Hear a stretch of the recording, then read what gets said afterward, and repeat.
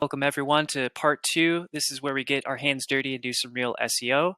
So this talk was what is SEO and how to make money with it. So this is where we're going to learn how to make money with SEO.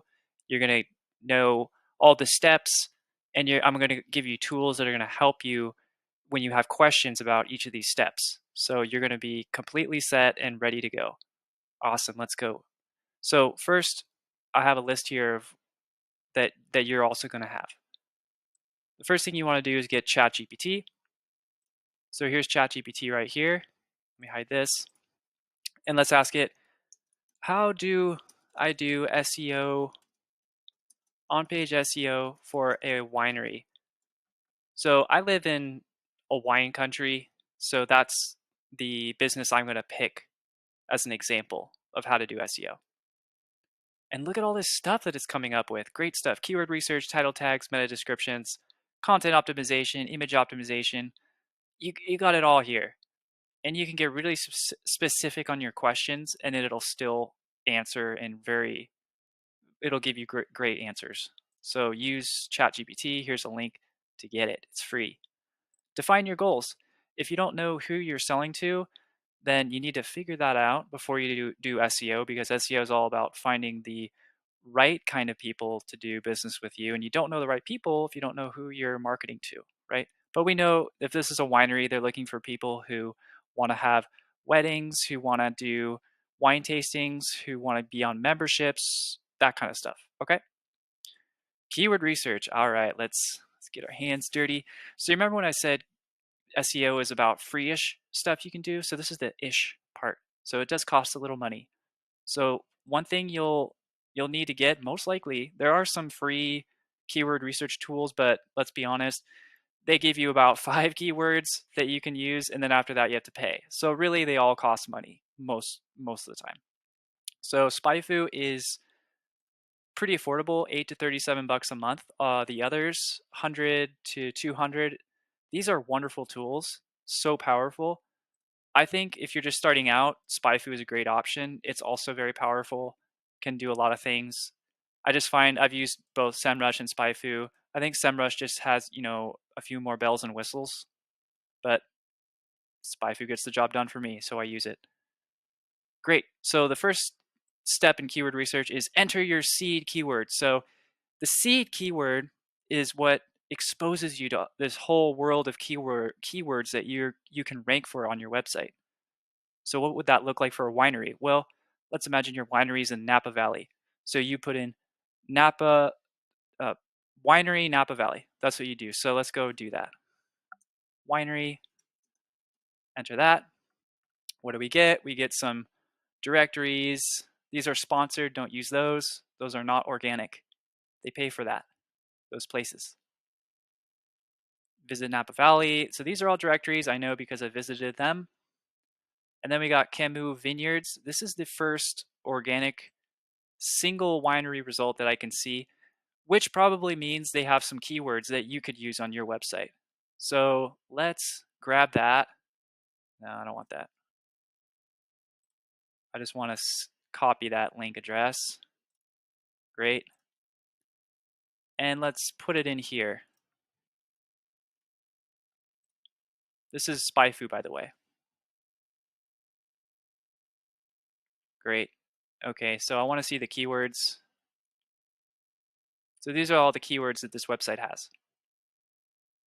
Camus Vineyard. Move my head. Okay, so if you're another winery, you don't want to rank for Camus wine because you're not Camus. You'd rank for things like these. I've already ticked them off. Okay. Wine Berserkers, Napa Vineyards, that would be one.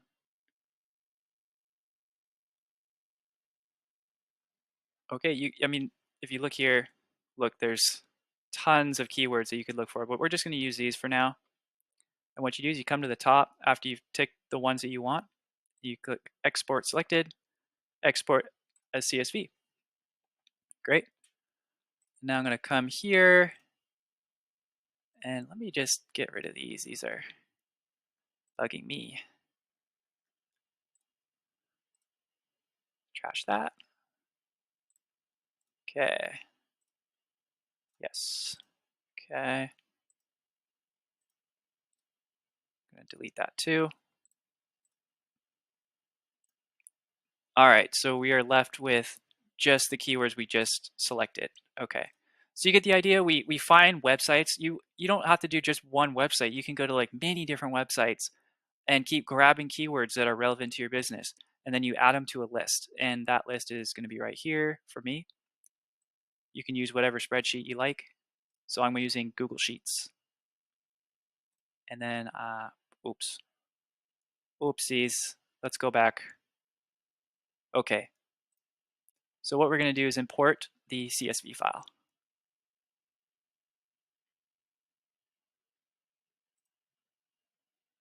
Import.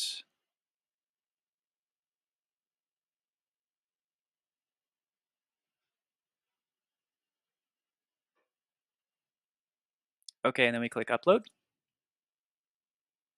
Browse.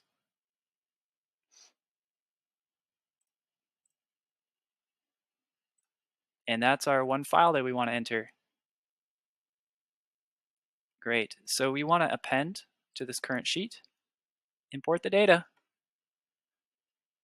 So what we care about is not this stuff here. So I'm just going to delete that.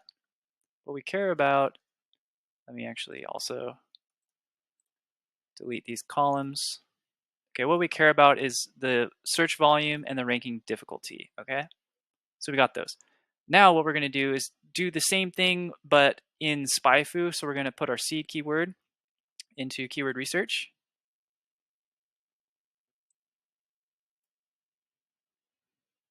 Winery Napa Valley, or Napa Valley Winery. And then we're going to look for related keywords. And that's going to give us a list. Okay. So as you can see, I've already selected these. I've done this video before. So look, Napa Valley Winery map, wineries to stay in Napa Valley Winery fire. So maybe if you have a fire pit, cave winery if your winery has a cave. But you might want to check maybe that's like an actual winery, so then you wouldn't want to use it. Free tasting, wine in Napa Valley. Another thing too I should mention is when you get this list, make sure to filter for volume so that the keywords with the highest volume come up first. You want to be getting the most volume possible, right? You want the most eyes on the web onto your site. So that's why you want to go for high volume. Okay, so we got this list here. Let's just export it as a CSV. All right, we got it. Let's go and put it here. Import. All right, so we're going to go to upload, browse. Just like before, you guys know. Here's the new one. Let's open it. Okay, great. So let's append to the current sheet. Wonderful. And search volume and ranking difficulty are right there where we want them. So we're just going to delete that row. Okay, great. So we have a beautiful list. Let's just delete these columns here because we don't need the rest of this information. Let's go ahead, delete columns. Okay, so this is all we need here. So we have the keyword, search volume, and the ranking difficulty. Where did my head go? Here we go.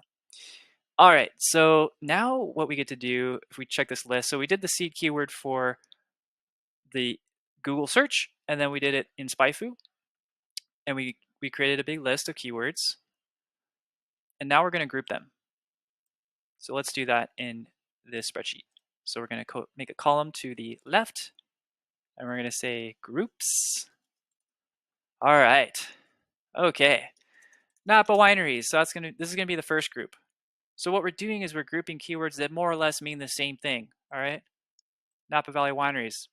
That means Napa wineries. But do keep in mind, you may want to check online to make sure that Google thinks they are the same category. So if you see the same kinds of things coming up for these two keywords, then Google probably thinks they're about the same in meaning. Okay. Wineries in Napa. Yes. Napa vineyards. That might be different. Napa Valley wineries. Okay. winery, winery.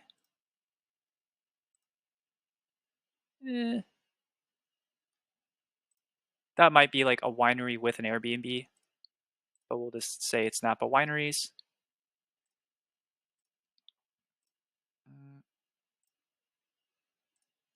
Okay, great. And yeah, some of these keywords are going to be the same, but don't worry about it. You can always filter that out. So winery near me, that's actually, Google's probably going to take the open near me as wineries Napa Valley if you're searching in Napa Valley. So we're just going to call that Napa Wineries. Napa Wine Tasting. We'll just, yeah. This is a new group, Napa Wine Tasting. Okay. Another. Yep. Let's look for tastings, more tastings anywhere. Probably the same, maybe. Okay. And Napa Vineyards. Okay. Let's look for more vineyards. No, that's just the only one. Okay. Napa Wine Tour.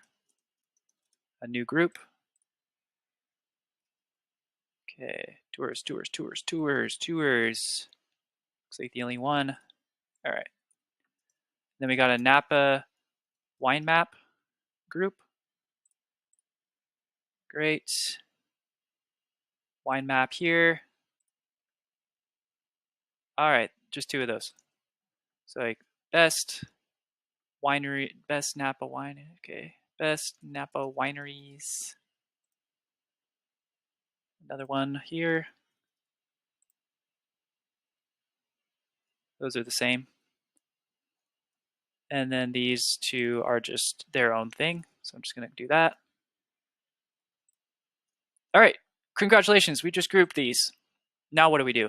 So what we're going to do is we're going to do some Excel or Google spreadsheet magic. We're going to filter. So we go to data, we go to create a filter, and then we click this button and we go sort A to Z. So what that does is it goes through these and it groups them essentially. So just do A to Z. And look, we start with B's and then we go alphabetically. But look, it's grouped these together. It's grouped these together. The wine tastings and Napa wineries here. Now you see like the Napa wineries is it's a pretty big group. So let's just start with that for now. So we kind of highlight this. Now that we have these groups, what you want to do is you want to take the keyword with the highest volume.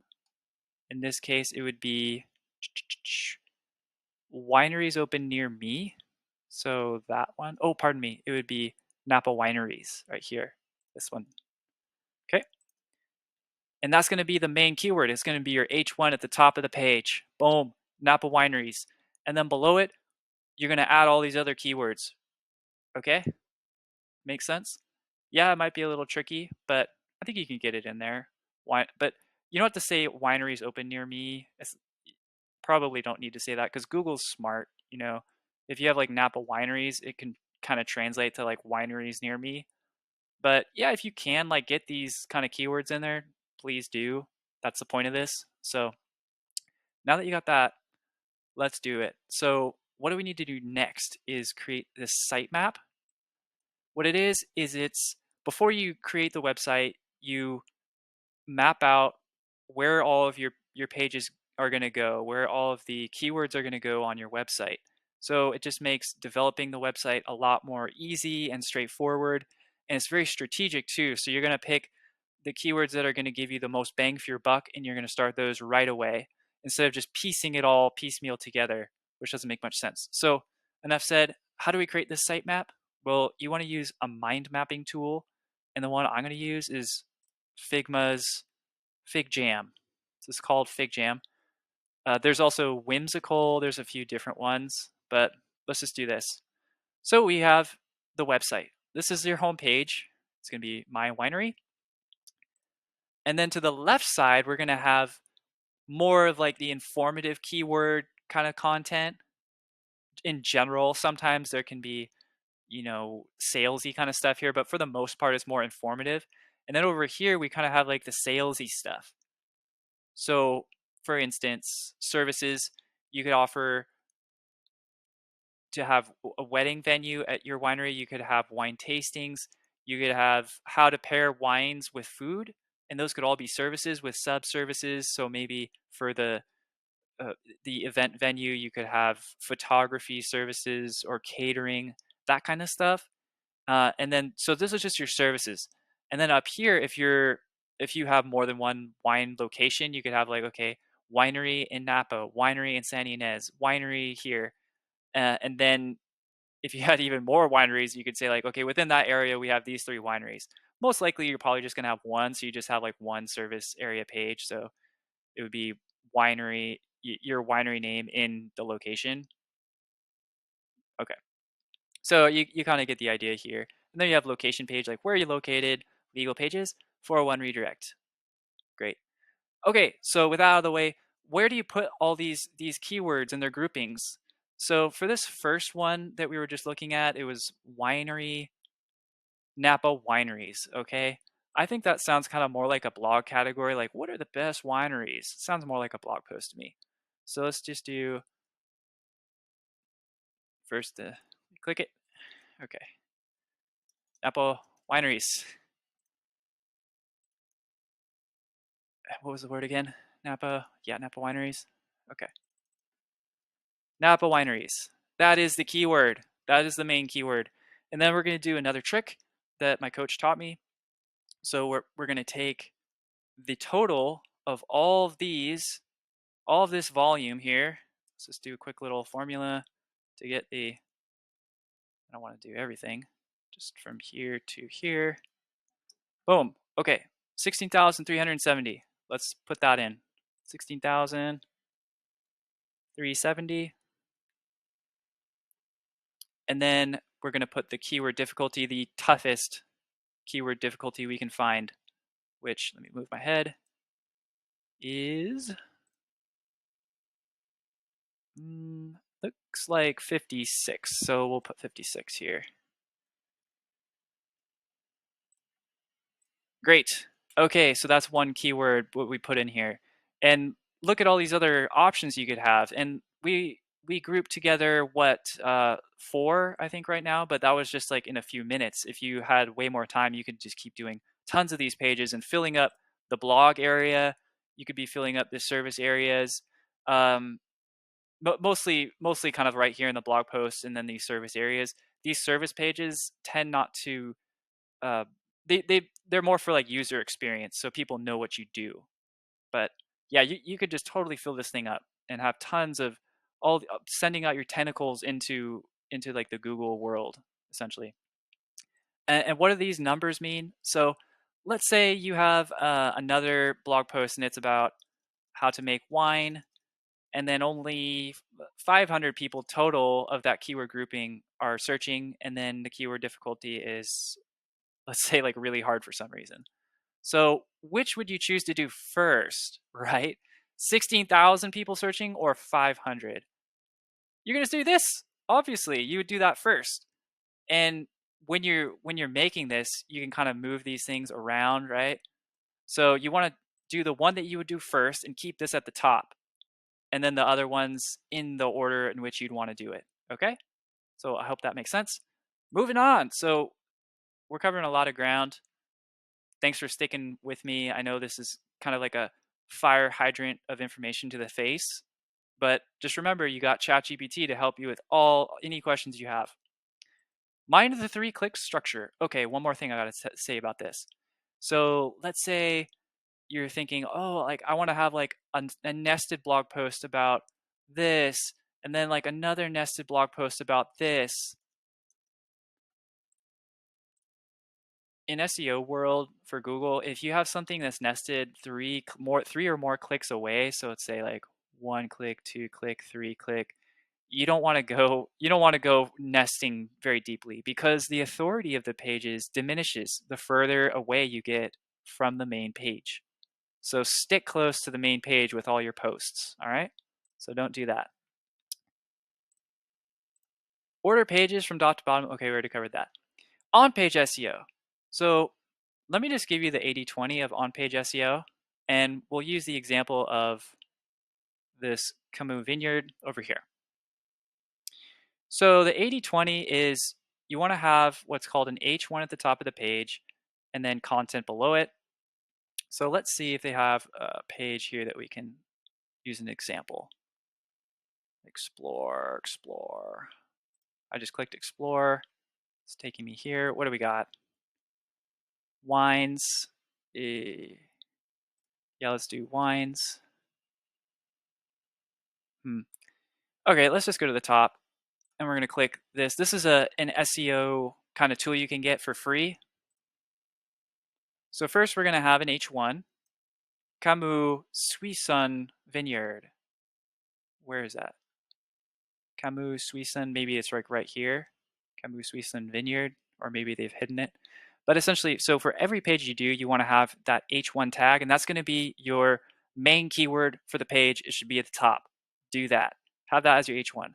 Below it, you're going to have H2, paragraphs, and you only want to have one H1 per page, okay?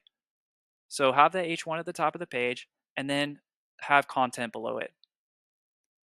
And you only want to have one H1. I keep repeating myself, but that's super important. I see pages littered with like H1s all over the place. It's basically telling Google that your whole page, like the meaning of your page is like everything. Your page could mean everything, which doesn't help at all. Don't do that. Along with copy, writing stuff, you want to sell something too, right? So it's not just enough to know like, yeah, I know how to write. I went to high school. There's actually a little bit more to it. So do yourself a favor and just learn the basics of copywriting, all right? So testimonials, empathy, pain points, ideal goal setting, talking more about you as opposed to I. So those kinds of things when you're writing. Okay, try to keep the focus on what your customer wants and needs, not what you want and need. So that's just the basics, okay? So just keep that in mind if you're writing. But if you don't want to write, it's okay. You can hire other people to write for you. So that's where this place called Text Broker comes in. You can just go to this website, Text Broker, tell them your main keyword and the keywords that you want to be grouped in there, other keywords you might have. And then you can say, okay, I want you to write an article, and you can supply them websites where they can go to get information on how to write that article. But just make sure that you explain everything very carefully. Otherwise, you might not get what you wanted in return. Okay, so you got to really hold their hand when you do that. Okay. All right. So now that you have that content, you got to put it into your website. And when you do that, you want to get an SEO checklist. Like I was just mentioning, I told you the 80-20. So the 80% is just like having that one H1 keyword at the top and then having content below. Just have one H1 keyword and then great content below, keeping it simple. Yes, there's a ton of other stuff that you can do, and that's why I listed here. You can go to Ahrefs, type in on-page SEO checklist, search engine journal. This has an on-page SEO checklist, or at least things that you can do. And using ChatGPT, you can copy that checklist and then just say, ChatGPT, make it a checklist, and it'll do that. Easy peasy. Technical SEO. All right. How do I do that? So you've done all this great work. You have the great content. The structure is good. You're using what's called semantic HTML, or like you have the H1 is the title, and then the paragraph tags. Those are all right. So you're looking good. There's some other things that you can do. So if you have a location, definitely consider putting location information where? At the footer of your website. Here. That's a common place to put it. Okay, so that tells Google, hey, we really are at a specific location. It sends good signals to Google. That's just a very basic thing you can do with technical SEO. There's a lot of other things. So if you have a business that has like recipes, you can use technical SEO on that so that you have more real estate online. So Google can do more things with the content on your website and put little cards of your recipes. Or let's say you have a frequently asked questions on your on your site. Google might be able to take those using Schema and put them on Google searches. It's like, oh, people are asking this question, and then it could link to your site.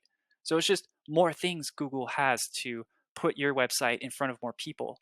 And how does it work exactly? Well, let me just go really quickly over to this site. And again, you have the PDF, so you'll know where to go. Technical SEO, we're going to Merkle. All right, so we'll go to SEO tools. And then we're going to go to Schema Generator. Remember when I said put your address in? You use this, local business. Fill this stuff in, so the name of your business. Actually, when you do this, yeah, I'll get to that later. Hold on. Yeah, so you'll put the name of your business, the URL to find your website, the street, all that stuff. And then you click generate somewhere. And then it generates this kind of script. And then you copy it and then you put it in your website. But just keep in mind, if you say, hey, on Schema, I'm at this location has to be here on the page. You can't have your schema say 8700 without it saying 8700 on the page. All right. So Schema, it's like works like a mirror. So if you have that information on your page, then you can use Schema next to it. But they have to mirror each other. All right. That's Schema Generator. And then you could also go to schema.org to find out like what other things you could do with Schema. Use internal links. Okay, so let's say we have wines. I'm going to look for some internal links here. Trade.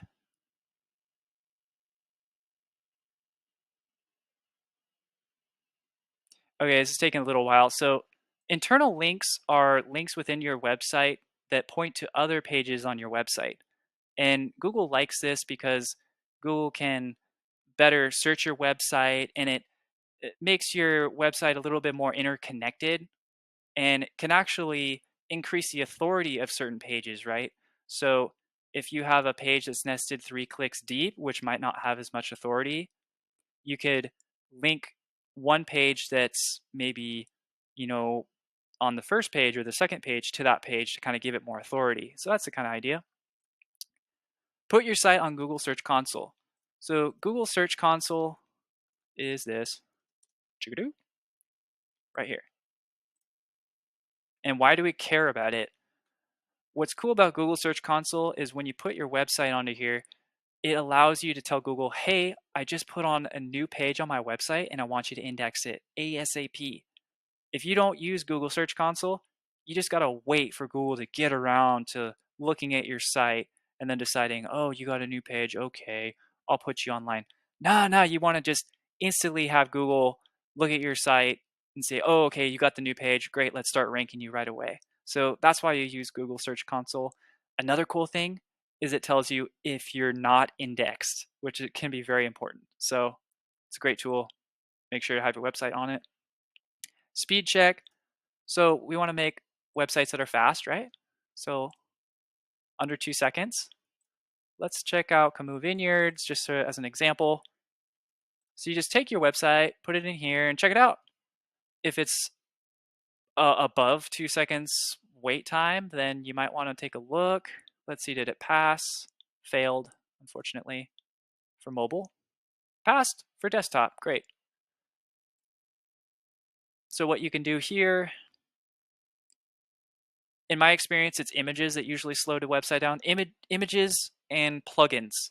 So eliminating images you don't need, or actually what you can do with images, you can like lazy load them. There's ways of handling the image issue. You can talk to ChatGPT to find out more.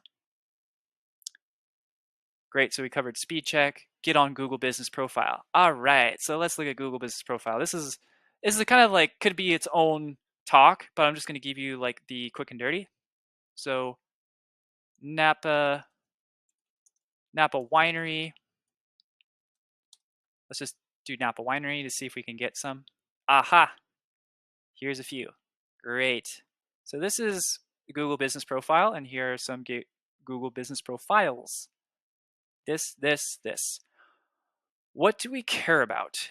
What is like the most important thing to do here? The most important thing to do here is to get this right. Winery, winery, winery. This is a category. The second most important thing, well, actually, your name too. Make sure that your name matches. So the name here should be the same name on your website. That's important. Category is important. And the reviews are also very important. So having, as many reviews as you can get, and, ideally the higher the better. If you get a few that are not as high, respond to them and try to make things right, and always be respectful. People read these, and if you're mean, then people might not want to come to your business. So, just be cool. All right. Let's take a closer look. Maps.google.com, Napa Winery. I'm going to show you a very fun tool to use. It's called GMB Spy. So let's take a look at this one. John Anthony Vineyards.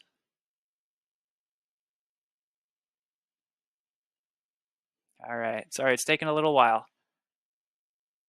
So what this tool does is I've just selected John Anthony Vineyards, and then it's saying what category I'm in. So it says winery. Sometimes it can be hard to tell what category something's in, and you can also have secondary categories.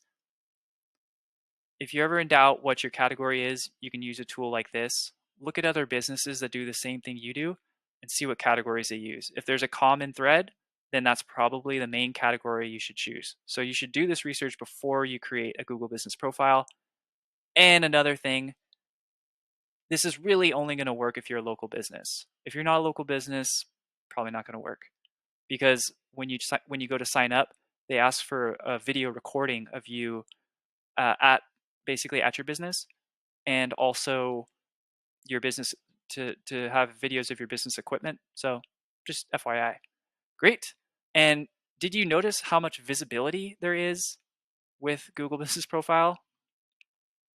It's crazy. I got to go back here.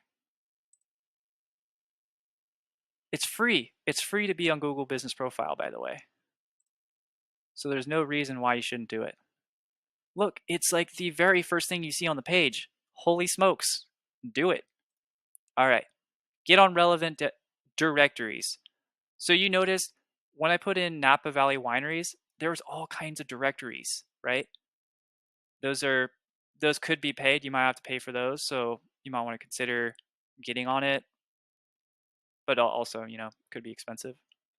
And then there are kind of niche directories as well. California Association of Wine Growers might be another one you could try. But just think, if you're a plumber, maybe there's a plumbing association. If you're a accountant, I'm sure there's accounting association, accounting directories, those kinds of things. So check it out. Backlinks. Okay, so how do you get a backlink? So that is about guest posting. And now we're a winery. Let's see, winery blogs that do guest posting.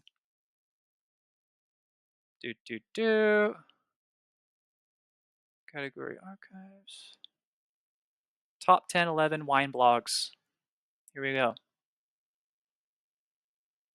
All right. So there are some ideas right there for you. What you do is you go to these, make sure they are, not spammy, that they're authoritative, and try to get on them. What I mean by guest posting, you ask, hey, I've written an article about such and such. Could I do a guest blog or guest post here? Or better yet, just ask if they do guest posting first before you write it, and see if they take it. Sometimes they might charge you. Other times they might actually pay you. It just depends. Ideally, it's, they don't charge, but okay. So how do we find out if they're authoritative or not? That's a good question. I'm going to use this tool. It's called the Moz bar. I highly recommend getting it. It's also free. You see underneath each of these websites, we have information popping up now. So just to make this video a little shorter, I'm not going to like log in here, but what'll happen is you'll see domain authority and different levels showing up here. But what happens is like I just log back in, and then it works. And you'll see like these different levels. So domain authority, it's from 0 to 100. You know, if you're 100, you're very authoritative, and you kind of want to go for those more higher authority. And if you have the money, you can buy tools that tell you all about the reputation of the blog that you'd be posting in. So you just want to make sure that you're picking a blog that has a high authority. You don't want to pick blogs that are like authority of like 5 or something that wouldn't like pass anything to you, right? Great. Yeah, Majestic. That's the tool that can tell you. And then last, you know, SEO isn't everything. So when you're starting out and you just need business right away, right? You could plant the seed, and I definitely recommend you plant the seed ASAP. But if you need to get some business like rolling in right away, check out some other kinds of marketing, right? You got pay-per-click. I'll show you pay-per-click right here. Oops, let me go up. Let's see if there is one.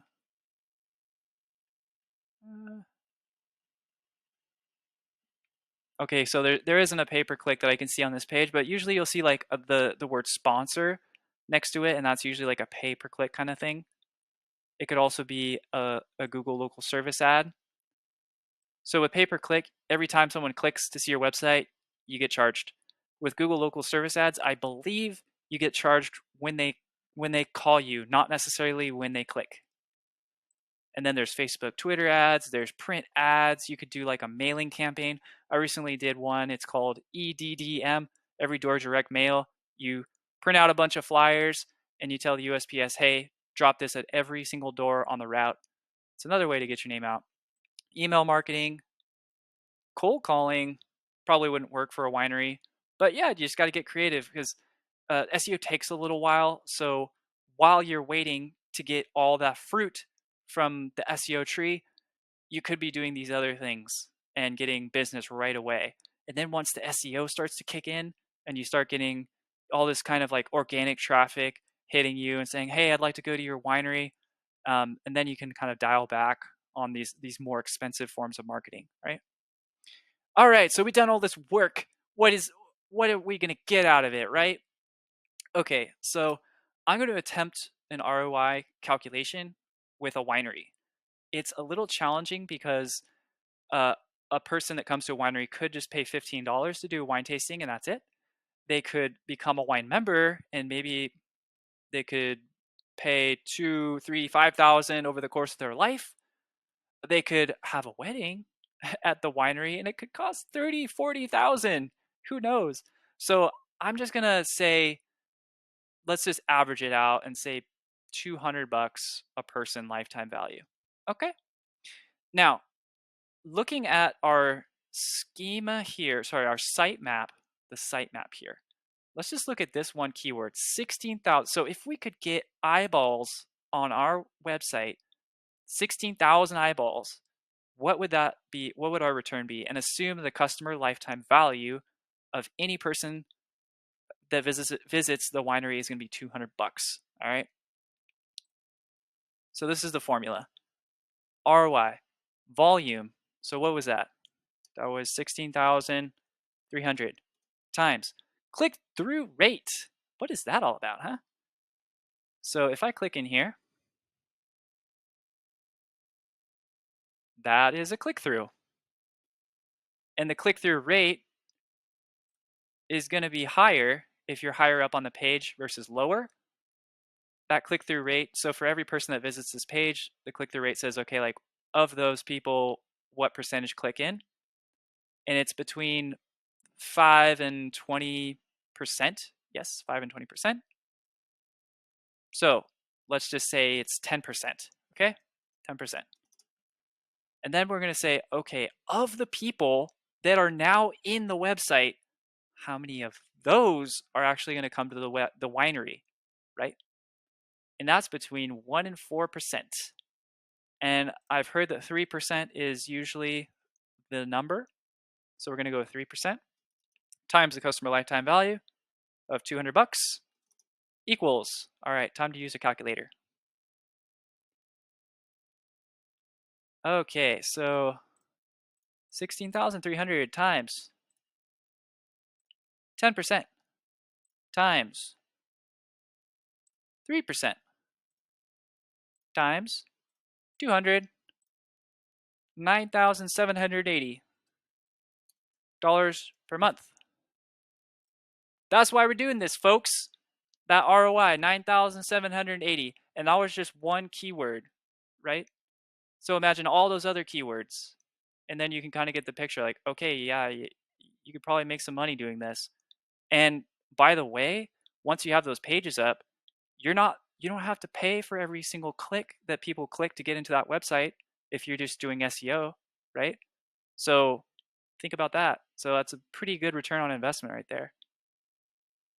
So that wraps things up. If you have any questions, let me know. You got the list right here. And again, the calculation to kind of see, is this going to be worth it for me? Maybe you only have a very small volume of people and your product isn't, quite expensive enough to merit doing too much.